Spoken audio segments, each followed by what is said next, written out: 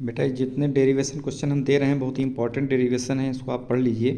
ठीक है, जितना दे रहे हैं इसको पढ़ लीजिए, बाकी पढ़ने की ज़रूरत नहीं है। ठीक, पहला क्वेश्चन है कि वैद्युत द्विध्रुव था वैद्युत द्विध्रुव आघूर्ण से आप क्या समझते हैं। इंपॉर्टेंट क्वेश्चन है, कई बार पूछा गया, 12-17 अभी पूछा गया लेटेस्ट में। ठीक, पहला क्वेश्चन हमारा ये है। दूसरा क्वेश्चन है, एक समान विद्युत क्षेत्र में विद्युत द्विध्रुव पर लगने वाले बल आघूर्ण का व्यंजक प्राप्त करो, इसके आधार पर वैद्युत द्विध्रुव आघूर्ण की परिभाषा लिखो। ये क्वेश्चन है, बहुत ही इंपॉर्टेंट क्वेश्चन है बेटा, इसको तैयार कर लेना। ठीक, दूसरा क्वेश्चन है, स्थिर वैद्युत गॉस की प्रमेय क्या है। ये बहुत पूछा गया है, हमने पढ़ाया भी है। ठीक, इनको आप पढ़ लीजिएगा। हम क्वेश्चन वो दे रहे हैं जो आपकी मोस्ट इंपॉर्टेंट क्वेश्चन है, जो बोर्ड एग्जाम में कल आने वाले हैं। ठीक, समझिए बात, इसीलिए क्वेश्चन हम दे रहे हैं। दूसरा क्वेश्चन है, सिद्ध कीजिए किसी बंद पृष्ठ से गुजरने वाला वैद्युत फ्लक्स फाई उस पृष्ठ द्वारा परिबद्ध कुल आवेश का एप्सिलॉन 0 गुना होता है, यानी गॉस की प्रमेय है। ठीक, दूसरा उसी टाइप का क्वेश्चन है कि गॉस की प्रमेय लिखिए, सिद्ध कीजिए किसी बंद पृष्ठ से गुजरने वाला फ्लक्स फाई उस पृष्ठ द्वारा परिबद्ध कुल आवेश का 1/एप्सिलॉन 0 गुना होता है। ये इंपॉर्टेंट क्वेश्चन है, कई तरीके से घुमा के पूछा गया है, गॉस की प्रमेय ही है। ठीक, उसके बाद पूछ रहा है गॉस की प्रमेय लिखिए तथा उसको सिद्ध कीजिए, ये भी गॉस की प्रमेय है। इंपॉर्टेंट क्वेश्चन है बेटा, इन्हीं को केवल पढ़ना और कुछ पढ़ने की जरूरत नहीं है। स्थिर विद्युतिकी में गॉस की प्रमेय का उल्लेख करो। ठीक, क्वेश्चन वही है जो आपके कल बोर्ड एग्जाम में आने वाले हैं।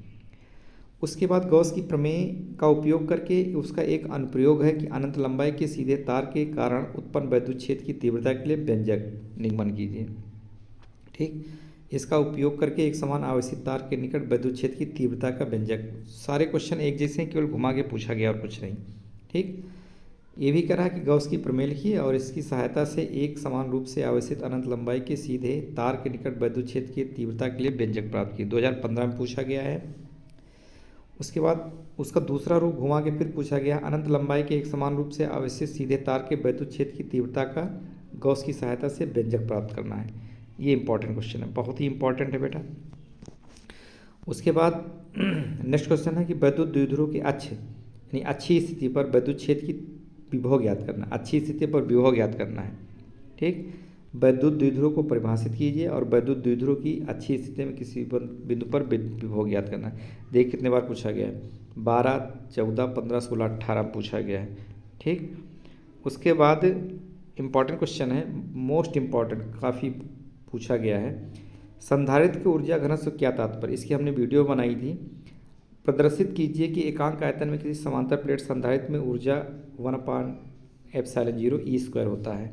ठीक, मोस्ट इम्पॉर्टेंट है, कई बार पूछा गया है।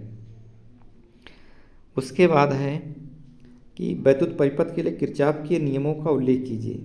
किरचॉफ का नियम बहुत इंपॉर्टेंट है, एक तो धारा का नियम है और दूसरा जो है वोल्टेज का नियम है।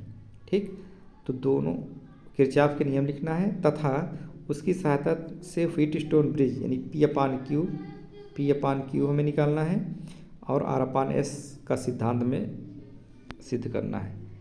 व्हीटस्टोन ब्रिज का परिपथ सहित चित्र बनाकर उसकी साम्यावस्था का प्रतिबंध लिखो, यानी P/Q बराबर R/S लिखना है आपको।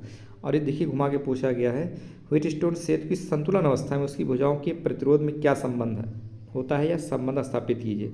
वही P/Q इक्वल टू होता है R/S के। व्हीटस्टोन सेतु का परिपथ आरेख बनाइए तथा संतुलन के लिए प्रतिबंध लिखिए। वही क्वेश्चन इसका है कि व्हीटस्टोन ब्रिज सिद्धांत की संतुलन को लिखो। किसी भी तरीके से इसका हमको जो है डेरिवेशन करना है। इतने क्वेश्चन बेटा पढ़ के जाना, बहुत इंपॉर्टेंट है। ठीक, पढ़ते रहिए, हम नेक्स्ट वीडियो फिर डाल रहे हैं। ठीक।